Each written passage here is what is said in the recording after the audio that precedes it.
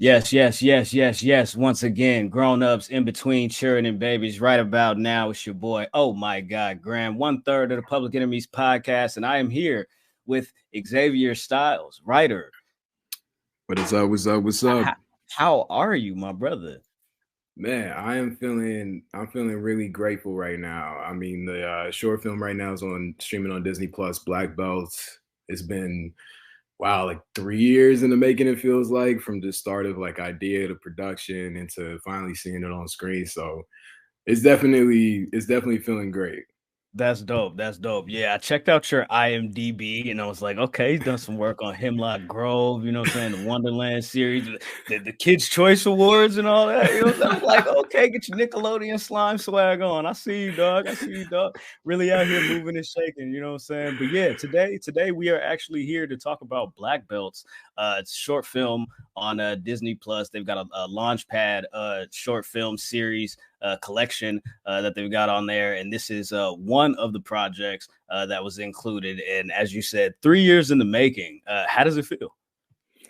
No, it feels incredible. I mean, like you listed off some of this stuff, but I've been in LA trying to make the dream work for a long time. I was born in LA. A lot of my family is mainly Compton. That's what Black Belts is based off of. A lot of family in Gardena, Carson, those type of areas. So, but grew up in St. Louis. So it's definitely been a long journey to kind of get here. But I remember, I went to college, Arizona State, studied film and TV, and I knew that's kind of like what I wanted to do in high school with theater. So, it took a little close to a decade to finally start seeing some stuff, come to screen. But Wow. I started seeing my name in the titles a few times in my 20s as a producer, and just it's nice because I love narrative. Narrative is like everything to me, man. Telling stories about people who look like us, telling stories that I haven't really seen that tackle what I'm used to, what I come from. My dad was LAPD, but I had some cousins who was affiliated. The juxtaposition between that, saying being a writer and being in writers' rooms, and then at the same time, my side hustle was being a bouncer and working, the front door in Hollywood and being on executive security, a couple of celebrity details, and kind of playing with what that means as being a Black man and like masculinity. And I sometimes they call it code switching, but for us, I feel like it's really more of like a body switch, almost like your entire body language has to change physically, depending on where you at, So I think a lot of the stuff I tackle is usually around in that arena. So it's great to actually put a lot of like, my story growing up, where I'm from, people, like what I want to write, like, and see it like on such a huge platform as, Disney, really big shout out to Launchpad and just the team and everything. That is amazing. Now, at first glance, the summary plot for Black Belts, Disney describes it. In order to prove himself to his ex-fighter dad, KJ demands respect at an underground Compton dojo. How would you describe Black Belts? By the way, you nailed that, man. You need to do those, those trailers, those voiceovers. Yeah, absolutely. I was like, no, that sound about right. That sound fire. Yeah, like let it run. Yeah. Okay, let's go. Yeah, I like that. That's cool. But yeah, no, that's fairly accurate.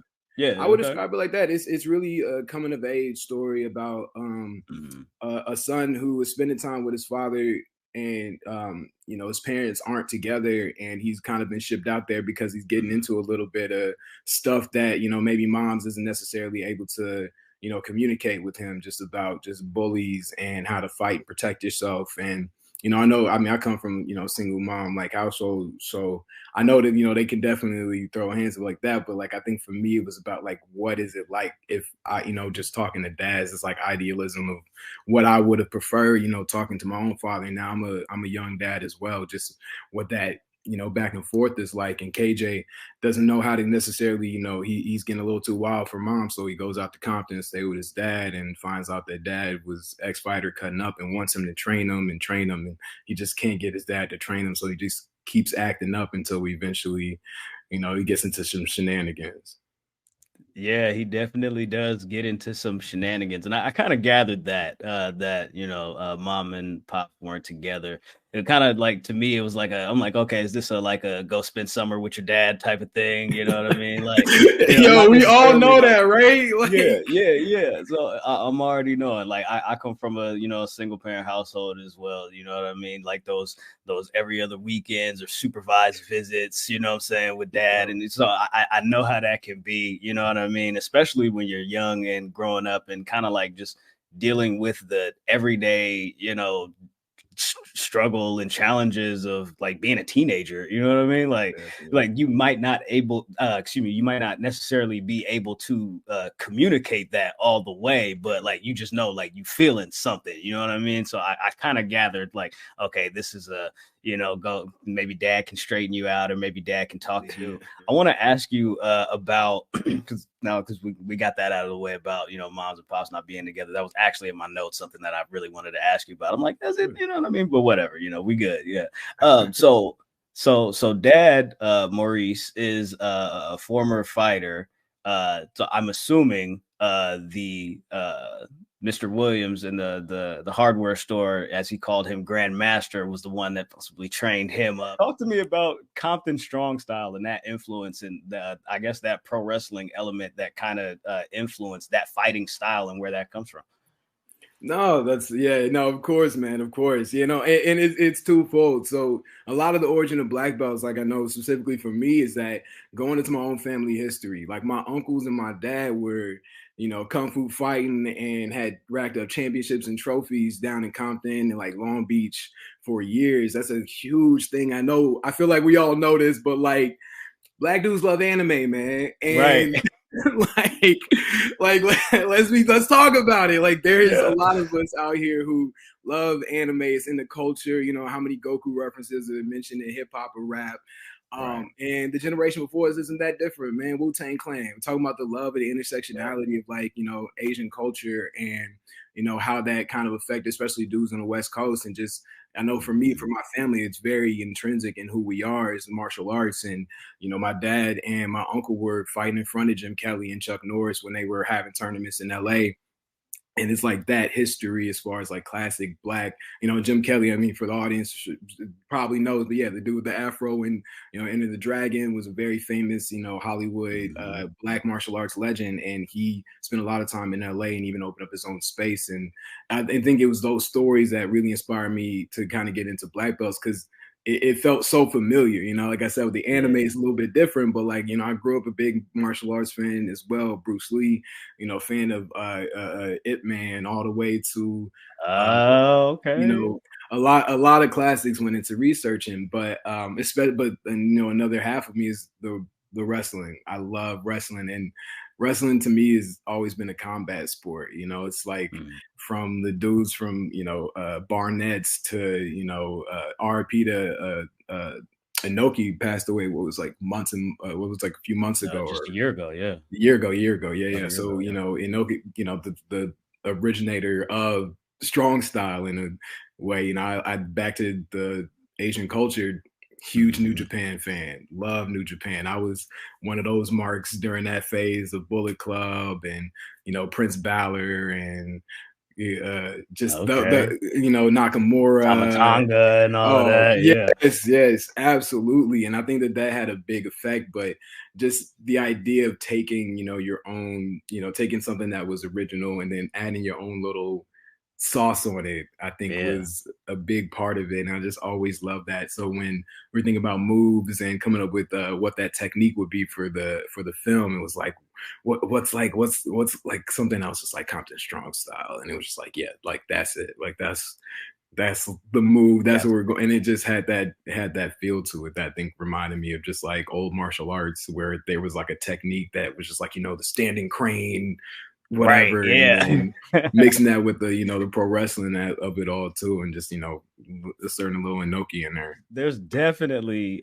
some really dope scenes in this project, in this film.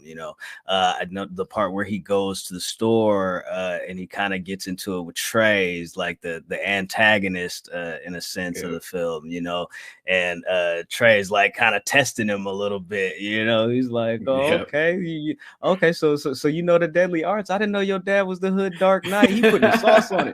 So I'm like, oh, and like the dialogue was like true. You know what I mean? Like it felt Yes, sir. authentic. You know what I mean? It felt authentic. And then like when they get into it, and I don't want to give too much away, but like he definitely says a particular word that reminded me of a really famous scene in Snowfall. Okay. Uncle Okay. Jerome pulling off, you know what I'm saying, teacher man, you know what I'm saying. But yeah, so I really enjoyed like some of the like just like the cinematography of it. Like what was it like as like a day to day? Like were you on set day to day, just like working with the actors and the actresses, like trying to like really like put the visual of this together as the writer? Yeah, well, you know, it's in Hollywood, especially when it comes to film, they always say that director is king in film and writers are king in TV. And Launchpad, I think, was a really good entry to learning like the studio system with like the studio. So shout out to our director, Spencer Glover. He did a phenomenal job. Spencer's also African American and Filipino American. So like there's also like a little bit of that kind of baked into the story when it comes to the culture. We're talking about like, you know, Asian American Pacific island culture. Yeah, He really, I think he really put his foot in it for sure. He got the assignment. We watched a bunch of stuff. We talked about references. I even took him down to Compton. My dad took him on a little tour down there. We did a little yeah, day in Compton, you know, sort of vibe, and he was really receptive. And got to learn a lot about the city as well. You know, Tremaine, who plays Maurice, is a really dope actor who really brought a lot to, you know, the fatherhood character. Seth mm, Carr, who you've probably seen in Black Panther, as little yeah, Killmonger. I think that was a big one for me more than anything. It's like I want people to watch this and, you know, feel and something, Phil, you know, yeah, cry. And that boy, he taps in, I think, to something that really is just so emotionally gripping. Honey Robinson is Missy, and mm, Godric is Trey, bringing that humor, but you know that threatening kind of like, you know, we all kind yeah, of familiar with that bully, you know, but it just had such a huge range. And they had like a multi-week training course with Joseph Lee, who's a fight choreographer. He's come up with some scenes from uh, uh, oh man, it escapes me now. Shang-Chi, yeah, Shang-Chi. He did a lot of okay, work on Shang-Chi as well, but just a team effort. I mean, at the time, I was in the middle of having my first child during the beginning parts of production. So I was on set for about like a day or so and was able to kind of see everything. I will say it's a little wild to walk on the set and then walk into something that looks pretty close to your childhood bedroom. I don't know if I'll ever write anything that yeah, close again. I was like, ooh, just maybe got a little too close to the, you know, got a little too real and true. yeah, But it's a surreal experience, especially because I know from my story, it's very personal to just the history of like Compton and my family. And yeah, man, it was a really interesting process. Really dope, really supportive. Um, my mentors are from Pixar. Our producer Philip and Michael Guyton were like really in the trenches as much as possible, trying to, you know, mhm. work on all the films as well. So it was a really dope experience. I'd like to ask you what you remember, if you'd like to share, about the day that you started writing this project and the day that you felt like the project was complete. Wow, that's interesting. That's like a really interesting question too, because I have an answer for that second part because I feel like people are not gonna like the second part answer because of just Yeah. the nature of how TV and film work. But Mhm.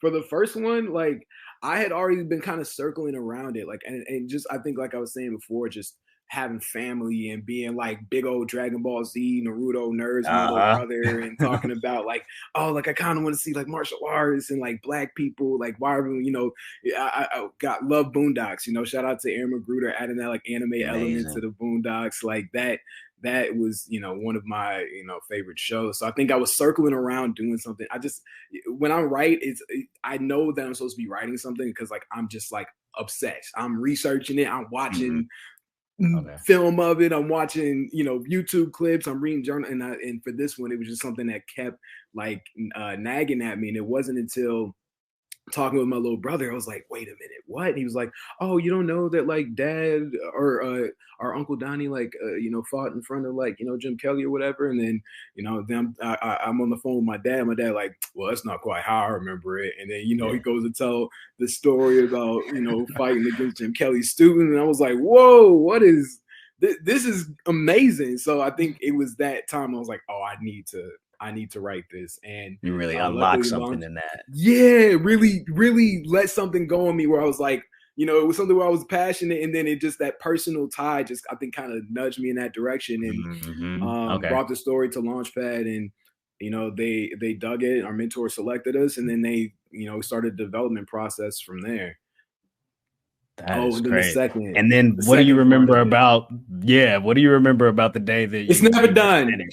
It's never done. It's literally to the point that it's like you're seeing it on screen, and it is like in like uploaded on screen theater. Like that is the final moment where it is done. I remember writing notes until like pretty much the finish line plus some, and then even during the edit, like them going back to notes that I'm like, oh, I'll put that like weeks and weeks ago, but now can we figure out? And it's just the movie process. It's like it's never done until it feels quite right. And I know as a writer, there's just so much that you can still contribute to during that. I mean, obviously, the writer strike just ended, which is amazing. And being a WGA member, so I was like in my late 20s. It's been like something that you're always trying to like let people know. It's like the writing process is incredibly important for production, for budgeting, for creating that foundation of story and character that you really need to get things going.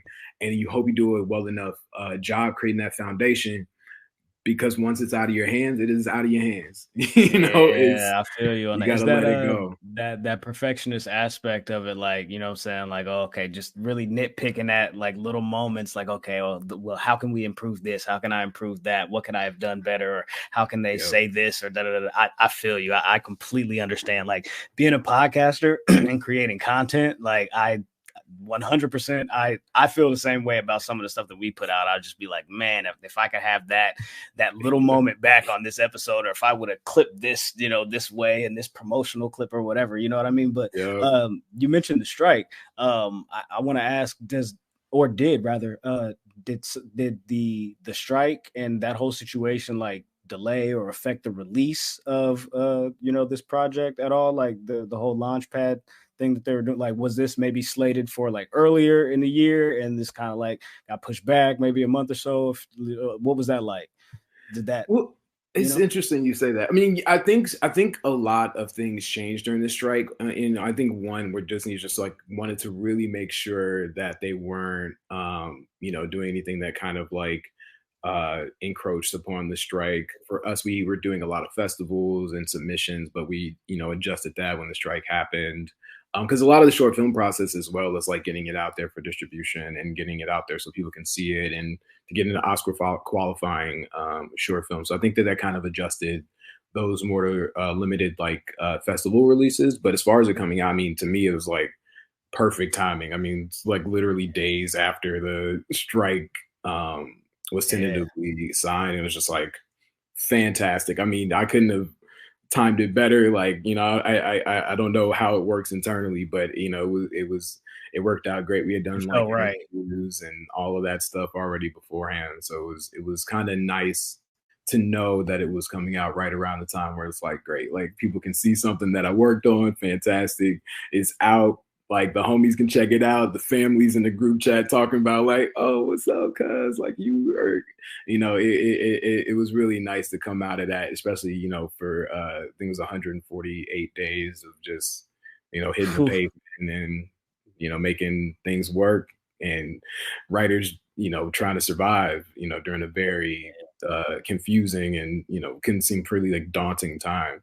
From everything that I've seen, all accounts, it seems like, writers and, it seemed like they got a pretty good deal. It seems like, WGA came out pretty good. So I'm super excited for that, especially for, future creators and, people like yourself that are like really putting pen to pad and like really coming up with like some dope elements and dope stories that like people really need to see, you know, like this is something that like you said, something that a lot of us are like really close to as far as like story wise, like we can really like understand excuse me, like understand. And like this like really like encapsulated like it felt like some of like my relationship with my dad even, you know what I'm saying? I'm like just seeing like KJ and Maurice, like just how they interacted, and like how like there's like one moment where he's like just chilling drawing in his room, and then dad knocks on the door and he's like, all right, let me get tough. All right, cool, you can come in now. You know what I'm saying? I'm like,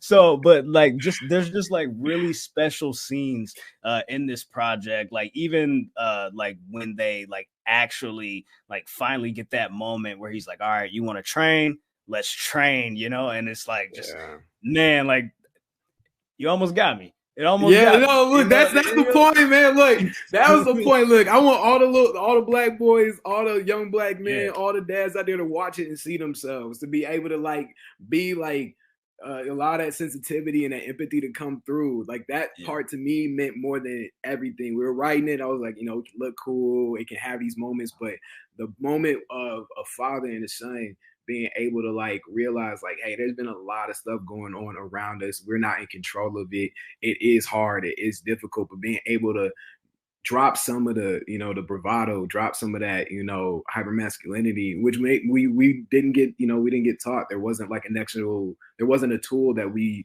received as youths in order to have that relationship necessarily with a lot of our fathers. You know, like I said, I'm a new dad. Being a new girl dad, like a lot of my homies, it's a whole different thing than it used to be. Like my homies are some of the best dads in the world. And I think a lot of that comes from maybe growing up and maybe not having those experiences and deciding for ourselves that that's what we wanted to be on by this time. But that's the whole part of the piece. I would say that was the anchor, even talking to Pixar, even with Spencer early on, we're just like, this moment is what we are anchoring a whole story around. It's like that father and son being able to break down all of that stuff and just be able to like hug each other and finding the way to talk to each other, you know, like because we all communicate differently, and it's like as father and a son, it's like they both have their own like different experiences, you know what I mean? Like him being a young child and just like really just going through things, and like he's probably seen these things like tenfold, but it's like, how do I convey this message to my son in a way for him to understand it? You know what I mean? And you said like your uncle is named Donnie, you know what I mean? Yeah.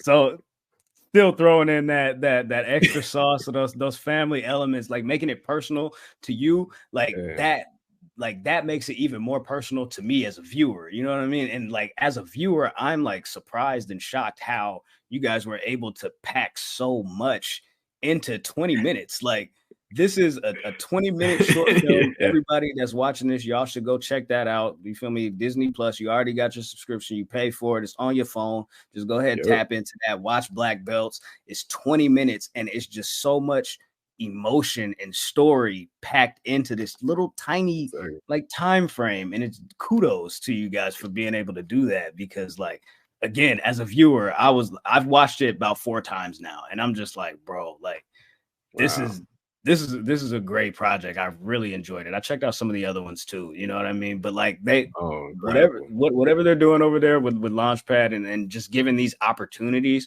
it seems fruitful, and I'm really enjoying the content. So I hope that they keep that going. I hope that you get more opportunities like this to continue to tell your story and tell stories like this, things that we can all relate to. This was a really great project. What was it like for you going to the premiere and like, you know, being around like the whole group and the team of people that helped really put this project together, and you know, just watching the end result on screen?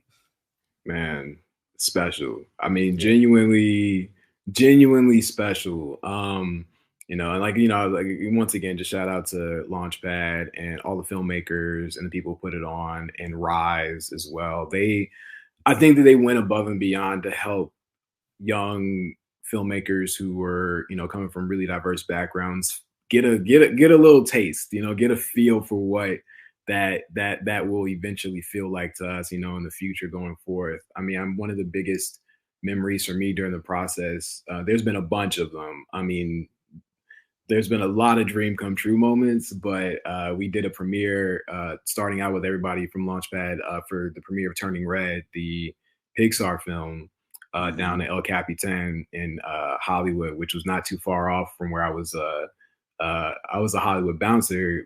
That was like my side hustle while I was interning in writers' rooms for like Netflix for Hemlock Grove, and I was working at this place called the Science Entertainment Exchange, and I was literally not too far across the street. And I think it's one of those moments where, you know, you on the step and repeating the red carpet, and you know, you see certain like creators, and you're talking to certain heads of a studio that you're like, this is what I was sitting there being like, bro, it's gonna be me, bro. Like, and I'm looking across, and I'm like, wow, like I'm really here. But we had a specific premiere not too long ago for all the films over on Disney Lot, and same, just feeling the support. The group of filmmakers this year, like I think they're all incredible people, humans. Like some of my favorite filmmakers, but definitely some of my favorite humans I've come to like know and hang out with and collab with during this entire process as well. But that was another one where we got to see the giant poster of your film just like chilling. People could take pictures in front of it, and you know, seeing all the individuals. Yep, that's exactly. Yeah, man, cheesing because you're like, wow, this is they put market in. You can see the design, the art. You know, they had composers. They had, you know, such a big collaborative thing. So, you know, just want to, you know, I'm just very appreciative to the Launchpad and Disney for putting these things together, because they definitely didn't, you know, they didn't take any half steps. They really put a lot of like effort and resources into making us feel like, all right, like get used to this sort of like environment and vibe. Like this is how it's going to be. And watching the film with everybody, and then we watched all of the films during the screening. It was amazing. I was sitting there with my dad actually, which was kind of like a full circle moment where, you know, he's from Compton, but I know I feel like artists talk about it all the time. Like, you know, Compton and Hollywood, you know, ain't nothing but like really like 15 miles away, but it might as well be, you know, 100, you know, hundreds of miles away, different worlds, you know, completely, you know, 180-degree turn. Like it's, yeah. Is that, who's this guy? Yeah, no, that is my dad. No, that is that is Pops. Yeah, he, you know, I feel like that's a little where I get the bug. My mom and dad, like he was LAPD for like 20 plus years, Compton, shooting Newton, did some stuff in I think some Vice work. Like he was but he in his free time always had a camera in everybody's face, always was shooting stuff. He used to shoot for Tommy the Clown back in the day when I would go to like some of the battles and everything. Like he just was the video man. He loved editing and all of that, and I used to watch him as a kid be in this little editing suite, and you know, all of that was kind of like, I think that's where I got some of the bug from. And my mom, even in her, you know, my mom's like a social work, and now she's director of diversity for a huge space, and she's got all these awards and everything. But in her free time, she would always on Sunday be directing our church broadcasts out to like TBN and like running cameras. So I was kind of just always chilling with them. So, but at least for my dad specifically, just knowing where we had kind of come from, it was amazing to like take him to Disney. He had never been to a premiere before. He's like, okay, like what do I wear? Is like, you know, do I need to bring money? I'm like, no, it's like it's a premiere. Like it's good. Yeah, they got you covered. There's gonna be an open bar. Like there's a whole like, you know, but being able to have that moment with him, I think was, you know, full circle for him to see our family kind of represented on screen was, at least for me, you know, back to kind of that moment in Black Belts. It was another moment. I feel like that was another, you know, growth moment for us too. Yeah.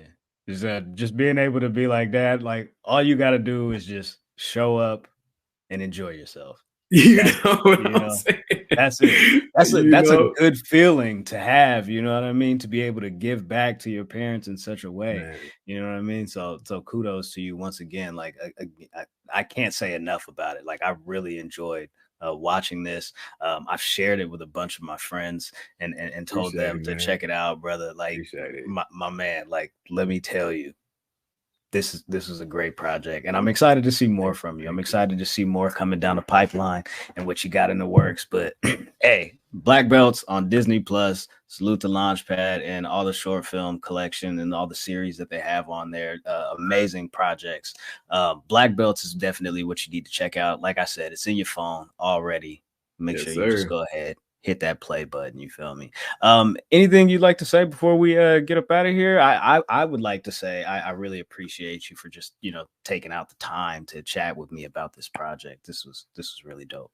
Man, I appreciate you, brother, especially all the kind words and all of that. But this platform to me, I know as a black wrestling fan, like I've always Yeah. rocked. Like I think it's I think you speak specifically to me and I like my like internal culture and fandom. So I really appreciate that, man. That's really great to hear. But yeah, no, please check out Black Belts. Check out the other Launchpad films as well. You can check me out on Instagram, Darkskin Champagne Poppy, all one word. Sorry, Disney, you just have to deal with that for press. I apologize. I also do music in my free time. Eat More Apples. I'm streaming on all the platforms. That's like my other side hustle, which is somehow folded into my writing, which has been amazing of the experience. Yeah, follow me, reach out. I'm incredibly, reachable when it comes to this art stuff. I, love talking to the people. I think it's a big part of it. So, but I'm just grateful. And yeah, man, thank you for having me on.